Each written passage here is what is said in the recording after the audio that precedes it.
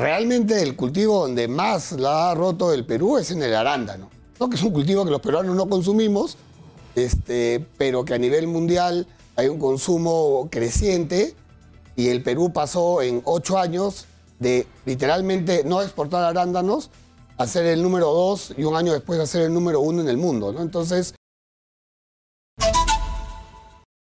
Yo quisiera que empecemos estos primeros minutos de la entrevista antes de la pausa con números. Exitosa. O sea, en medio de este ruido político de un país espantosamente horroroso en términos políticos, la agroindustria de exportación ha crecido.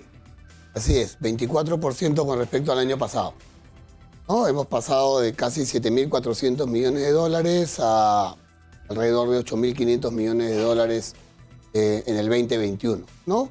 Y eso gracias a las inversiones que se hicieron en su momento en el año 2018, 2019, probablemente algo del 2017, porque mucha gente que no está metida en esta industria no le queda claro que lo que uno hace hoy se ve reflejado por lo menos, lo más rápido, en 2 años, ¿no? Estamos hablando de frutales, que es donde el Perú destaca, ¿no? A través de las paltas, los arándanos, las uvas. Claro, que no es que pones el dinero y inmediatamente tienes un retorno, sino que los resultados de tu inversión recién los empiezas a ver en términos de tener el producto disponible. Los retornos demoran más todavía, ¿no? Pero claro, pero digamos, para tener el producto disponible. Sí, ahora, ¿dónde la estamos rompiendo? O sea, lo de la palta es un boom, ¿no? Sí, bueno, realmente el cultivo donde más la ha roto el Perú es en el arándano, ¿no? Que es un cultivo que los peruanos no consumimos, pero que a nivel mundial hay un consumo creciente y el Perú pasó en 8 años de literalmente no exportar arándanos a ser el número 2 y un año después a ser el número 1 en el mundo, ¿no? Entonces, eso es algo inusual en la industria, porque el peruano tiene que entender que no es que esto es normal, ¿no? El Perú ha hecho algo con el arándano que no se ha visto nunca en el mundo en ningún otro cultivo. Y la uva, por supuesto, también hoy día somos el número 1 como exportador, pero eso nos tomó pues 20 años, ¿no? No ocurrió en 8 como en el caso del arándano. ¿Somos el número 1 en la uva de mesa ya? Sí, ya sobrepasamos en valor, digamos, hemos sobrepasado a Chile. Increíble. Y ya somos el número 1, Chile el número 2, Estados Unidos el número 3. ¿Y qué otros productos? Porque habían otros en los que se había avanzado. Bueno, la palta somos el número 2. La otra vez leí ahí un artículo que nos ponían, bueno, pero todavía muy lejos del número 1. Pero creo que no nos acordamos que ya somos prácticamente la mitad de lo que es México y hace 10 años éramos la 10ª parte. Entonces sí, todavía estamos muy lejos de México, pero claramente somos el segundo. Claro, la velocidad de crecimiento es lo que es determinante. En muy pocos años ya vamos a ser los primeros, o sea que... Y por ser exportaciones, ¿no? Obliga a que las empresas trabajen de manera formal y eso genera también empleo formal porque la agricultura pues es una industria muy intensiva en mano de obra. ¿A cuánta gente le está dando chamba en este momento la agroindustria de exportación? De manera directa e indirecta a 1 millón de peruanos. 1 millón de personas están viviendo. 1 millón de personas, ¿sí? Y la agricultura como un todo, o sea, hablando de manera directa, son 500.000 y claro, la agricultura como un todo son 4 millones. Y estamos tratando de hacer el esfuerzo de que todos tomemos conciencia de las cosas extraordinarias que podrían ocurrir en el Perú si tuviéramos una clase política que esté sintonizada con las posibilidades y necesidades de los peruanos, y no una clase política que está luchando por tomar el control del aparato del Estado, que va a seguir siendo ineficiente y corrupto, porque eso es nuestra tragedia. Un Estado ineficiente y corrupto que no resuelve los problemas de la gente, y que se pelean entre los políticos por tomar el control de los puestos públicos para forrarse. Entonces, eso se tiene que acabar. ¿Para qué? Para hacer aquello de lo que estamos pretendiendo hablar. Por ejemplo, con Alejandro Fuentes de la Asociación de Agroexportadores. Es decir, hemos crecido prácticamente el 25% en medio de la crisis política. Y hubiéramos crecido mucho más si esto no hubiera sido así. O sea, si la política no hubiera estado tan tóxica estos meses. O sea, yo te diría que no, porque de nuevo, eso depende de lo que ocurrió en el año 2018, 2019, claro, ¿no? Lo que sí nos está afectando ahora es que no vamos a crecer en el 24, en el 25. porque claramente esta situación de inestabilidad que ha habido, esta confrontación constante, desalienta pues a cualquier inversionista, independientemente de si es una agricultura familiar, es un pequeño agricultor que tiene que salir de un cultivo rotativo a un cultivo permanente, o una empresa agroindustrial que tiene 1000 hectáreas, ¿no? Ambos no tienen certeza de lo que va a ocurrir a futuro. Entonces, lo que uno hace es postergar decisiones. ¿Y eso qué afecta? Afecta de nuevo generación de empleo, que es lo que necesitamos, formal especialmente, que es lo que más necesitamos ahora.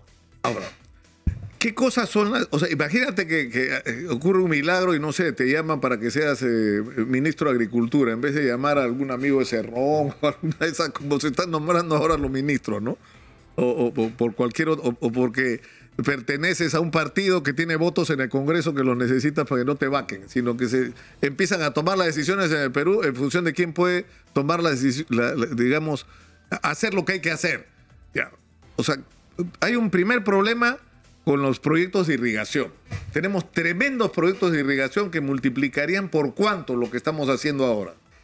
No, o sea, solamente Majes Siguas y Chaimochic 3, Majes Siguas 2, no representan el 30% de lo que se tiene hoy en día. Bueno, entonces, ahí nomás tenemos la posibilidad de crecer 30% más de lo que hoy existe en el Perú, con la generación de empleo que eso acarrearía especialmente en la región Arequipa, ¿no?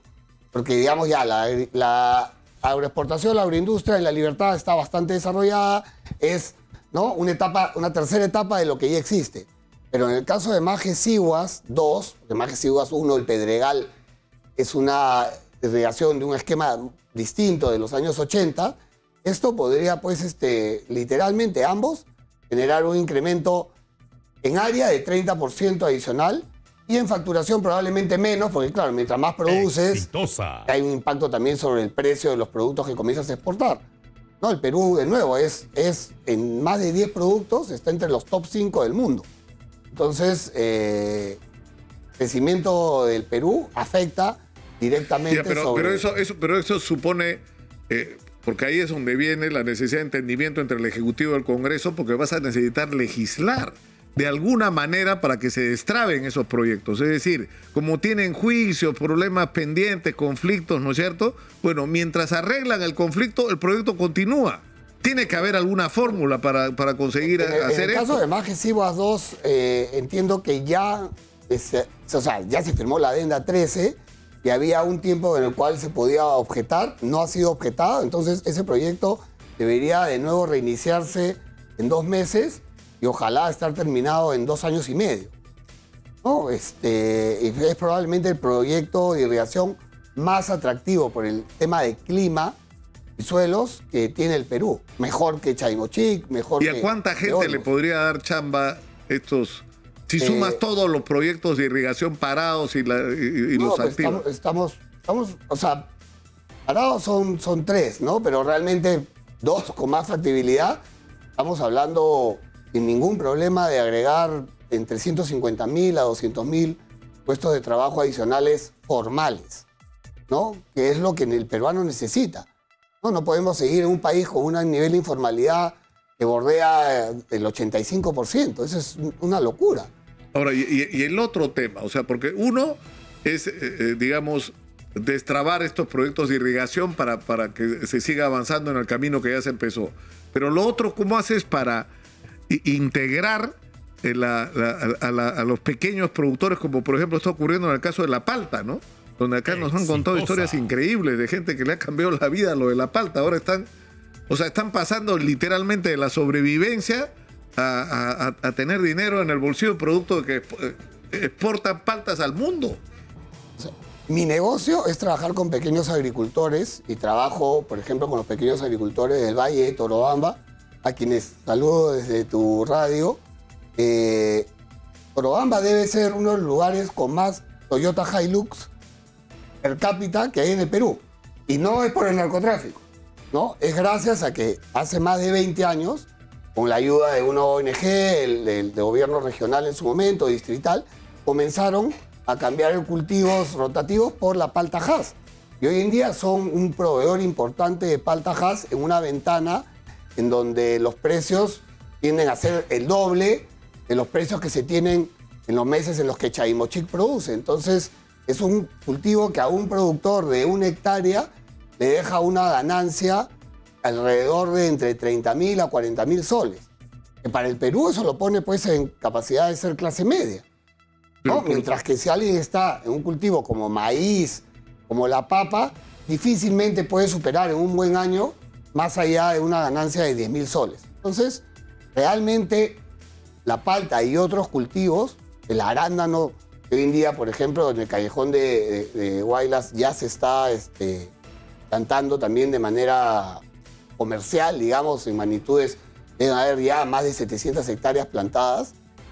También tiene ahí otra oportunidad de integrar a la agricultura familiar con la agroindustria. ¿Por qué eso no se da?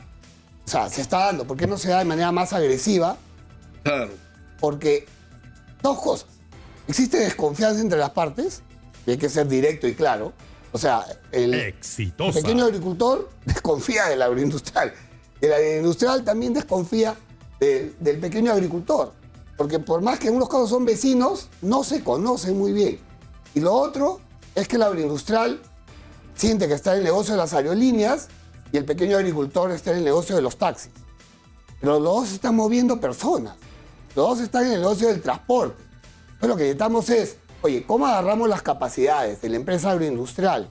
Que son acceso a mercados, acceso a financiamiento, acceso a insumos a menor costo, conocimiento técnico del cultivo, conocimiento del riego. ¿Cómo llevamos eso que el Perú ya tiene? Aquí no hay que traer a nadie ni de Israel, ni de Estados Unidos, ni de España, ni de Chile. Nosotros somos los tigres hoy día en la agricultura moderna a nivel mundial. Y eso lo hemos demostrado con las exportaciones que tenemos. ¿Qué tiene el pequeño agricultor? Tiene unos suelos, un clima maravilloso. Tiene un conocimiento ancestral de los cultivos en la sierra que no es un tema menor. Hay disponibilidad de agua, que desgraciadamente el Estado no hace presas, represas, para que esa disponibilidad sea durante todo el año. Tiene ventanas en las cuales los cultivos salen, se complementan con los de la costa. Entonces, el matrimonio es casi que obvio, pero mientras el Estado no dé ese incentivo para que el matrimonio se dé, hoy en día, pues, tenemos matrimonios aislados. Lo que necesitamos son matrimonios masivos, ¿no? Donde Claro. el principal beneficiado, cuando las empresas industriales compitan literalmente por esa agricultura familiar, el principal beneficiado va a ser el agricultor. Claro, porque mira, yo ha sido una interrogante que la gente no se hace, porque insisto, como los políticos están ocupados en acuchillarse, o sea, tenemos un tremendo problema con la informalidad. ¿Cuántos ambulantes hay en el Perú? ¿Cuántos transportistas informales? ¿Cuántos mototaxistas? Que es una vida de sobrevivencia. ¿Y cuál es su futuro? ¿Cuál es el futuro que les... No hay futuro en Lima. ¿De qué vas a vivir? Fíjate, cuando ocurrió la pandemia, muchísima gente regresó a los pueblos de orígenes suyos, de sus padres, hasta de sus abuelos, para poder comer. ¿Eso qué es lo que te muestra? Que si tú le ofreces a la gente una alternativa de tener una chamba, como tú dices, digna, empleos formales, ¿no es cierto? Ingresos decentes, ¿no? Que te permitan educar a tus hijos, tener futuro, la gente va a regresar al campo, ¿no? Sí, uno, o sea, se va a convertir en una alternativa y vas a poder tener proyectos personales y no de sobrevivencia. Y todo pequeño agricultor es un emprendedor, ¿no? Porque a veces hablamos mucho del emprendedor como si fuera de la ciudad. El emprendedor, o sea, un pequeño agricultor que sale de un cultivo como el maíz o la papa a un cultivo permanente como un frutal, le implica un sacrificio personal, familiar enorme. Son 2, 3 años que no tiene ingreso, duros. Lo más probable es que no haga toda su tierra, toda la tierra que tiene, no la va a dedicar pues de frente, lo va haciendo de manera escalonada. Pero eso implica un nivel de emprendimiento no menor y un sacrificio familiar. Y entonces ahí es donde tiene que entrar el Estado con el apoyo y ojalá utilizando las capacidades que ya existen en el Perú en las empresas agroindustriales. Ahora, una cosa que decía Tony Salas el otro día, que tú lo debes conocer, que es un especialista, me decía, si nosotros logramos trasladar la experiencia extraordinaria de la agroexportación a los granos andinos de una manera extensiva, pero empezamos a mirar la Amazonía con otros ojos, es decir, la Amazonía no solamente puede ser la fuente donde sale el petróleo o el gas, sino puede ser la fuente, digamos, sin dañar el ambiente, de aprovechar los recursos amazónicos para convertirnos en el primer exportador mundial de cosmética y de medicina natural. Es decir, de medicina basada en productos naturales. Eso es algo que nosotros O sea, podemos romperla en el mundo, pero ahí tiene que haber intervención del Estado. Y la industria forestal también. O sea, es increíble cómo nosotros tengamos una industria tan pequeña comparado a países vecinos como Brasil, como Chile. Desaprovechamos lo que tenemos. O sea, desgraciadamente, aquí los únicos culpables somos los mismos peruanos. No hay otra. No podemos echar la culpa porque tenemos los climas, tenemos la calidad de agua, tenemos los suelos, tenemos una diversidad increíble de microclimas que no existe en otras partes del mundo, simplemente que no se han dado las condiciones. Pero mira, como para que eso... yo te hago una pregunta.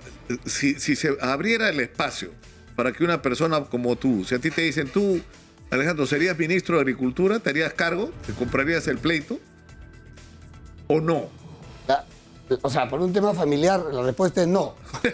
Tu familia no te dejaría. Ahí tu mujer te abandona. Me quedo solo. Y mis hijos antes que mi mujer, ¿no? Pero sí es. Pero tú te das cuenta de lo que pasa. Tú te das cuenta. Ayer le hice la misma pregunta a Jorge González Izquierdo, que es un economista, que además tiene un chip diferente. Él dice, está bien, hay que cuidar la caja, pero ahora en el Perú hay que gastar. Es decir, el Estado, hay que hacer gasto público bien hecho, honesto y eficiente, porque eso va a activar la economía. Y yo le pregunto si sería ministro de Economía. Bueno, si no depende de los políticos, sí. Le pregunto lo mismo a Rómulo Mucho, que es una de las personas que más sabe de minería en el Perú, que es el inventor del canon, además, porque él dijo la gente se tiene que beneficiar, y a él se le ocurrió lo del canon, el minero, ¿no? Y también me dijo que sí, pero ¿de qué depende? De que los políticos no estén. Pues entonces, ¿qué cosa hay que hacer? Hay que arrimar a los políticos y meter a la gente que sabe a conducir los destinos de este país. Sí, claro, hay que elegir mejores políticos, ¿no? Y eso es responsabilidad de cada uno de nosotros, los peruanos, que desgraciadamente no hemos hecho pues buenas elecciones, no solamente ahora. Porque la política la haga otro tipo de gente, pues. Gente como tú, gente como... Y hablo, y tú conoces además a muchos pequeños agricultores, a la gente de la ganadería que está sufriendo. Ahora que hablamos de Pedregal, por ejemplo, ¿no? Durísimo, lo que está pasando con la ganadería lechera es una locura. O sea, les están pagando por debajo de lo que les cuesta producir. Se van a morir. Sí, bueno, van a sacrificar están muriendo, están vendiendo, ¿no?, sus vacas, independientemente del tamaño del establo, porque el negocio pues no es rentable. Y regresando un poco a esta idea, tú y yo conocemos una empresa pues agroindustrial en Ica, que es una de las empresas más exitosas que hay en el mundo, y esa empresa, por ejemplo, con las capacidades que tiene, no trabaja con el pequeño agricultor. ¿Por qué? ¿No? Entonces, busquemos, y eso es lo que hay. Nosotros hemos hecho algunas propuestas como AGAP, el ministro ha presentado también otras, pero demos el incentivo para que esto ocurra. Si no está ocurriendo a la velocidad, como decía yo, dejemos de tener matrimonios aislados y busquemos matrimonios masivos. Y para eso... O sea, el matrimonio masivo en el que la agroindustria de exportación se casa con la pequeña producción. Sí, pero ya existe, ya existe. No, claro. Simplemente que de manera mucho más agresiva. O sea, existe en el banano orgánico, existe en el mango, en la palta, en el quión. Aquí no estamos inventando nada, ¿no? Ahora, yo te agradezco mucho, Alejandro, por estar acá, pero yo le quiero transmitir una interrogante a la gente que nos está viendo. A la persona que sufre cada día trabajando en la informalidad, tirando su plástico al piso como ambulante o chambeando desesperado porque lo persiguen los inspectores. O sea, ¿no le gustaría cambiar esa vida por una vida de agricultor, ¿no es cierto?, que genera ingresos o que presta servicios? Porque además no es solo la agricultura. Hay toda una cadena de servicios alrededor y de chamba, pero increíble en este mundo de la agricultura de exportación, que le puede cambiar la vida. Y yo estoy seguro que la gente diría que sí. Por supuesto que sí. Bueno, a vivir en un cerro sin servicio y sobrevivir cada día, tener una vida digna y decente, ¿quién no va a tomar la opción? Pero muchos de los que se fueron no han regresado a la ciudad. Sí, por la pandemia, eso es verdad. Por la pandemia migraron un montón y esas personas se quedaron ahí porque se dieron cuenta que tenían una mejor calidad de vida de la que tienes acá en la ciudad de Lima, que es una ciudad pues bastante agresiva. Yo por eso estoy feliz. Yo en Lima me quedo 3 días, los otros 4 días estoy en Ayacucho, Purímac, Cusco, y no en la ciudad, ¿no? Estoy en Pichilgua, en Tintay, en Circa, en Mollepata, en Limatambo, no sé, en Inabamba, en los pueblos, que son maravillosos. El Perú es un país increíble. Yo he tenido la suerte de viajar muchísimo, y el Perú, no porque yo soy peruano, el Perú es uno de los países más maravillosos que existen en el mundo. Nuestro único defecto son nuestros políticos y eso es lo que hay que cambiar. Muchas gracias, Alejandro, por estar con nosotros. No, un gusto conversar. Muchísimas gracias a ti, Nicolás. Un por gusto invitarme. conversar contigo y un gusto tratar esta agenda. Por Dios, entrémosle este tema. Entrémosle este tema. O sea, ustedes se dan cuenta de la cantidad de tiempo que se consume en los medios de comunicación de material tóxico, de envenenarnos y de generar odio entre peruanos y de incentivar este odio. Ya yo digo, el siguiente paso que es ya agárrense a balazos, pues empiecen a matarse, ¿no? Y a ver si así nos deshacemos de la clase política y se crea una nueva. Pero, en fin,